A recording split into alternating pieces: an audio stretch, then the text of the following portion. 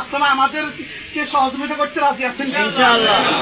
আমি যদি জান্নাতি হই এটাই আমার লাভ। আমি ব্যক্তি জাহান্নামী হয়ে গেলাম, আমার কোনো লাভ আছে? সে ক্ষমতায় না আসুক, কিন্তু আমি জান্নাতি।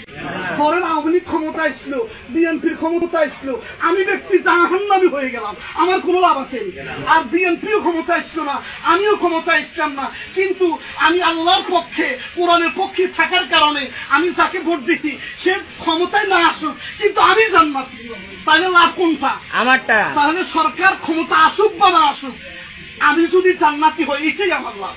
অতএব আপনারা আমাদেরকে সমর্থন দিয়ে আগামী দিনে আমরা যেন সুন্দর একটি কল্যাণকর রাষ্ট্র বিনির্মাণ করতে পারি, আপনারা আমাদেরকে সহযোগিতা করবেন, এটা আপনাদের কাছে প্রত্যাশা করি। আপনারা আমাদেরকে সহযোগিতা করতে রাজি আছেন ইনশাআল্লাহ?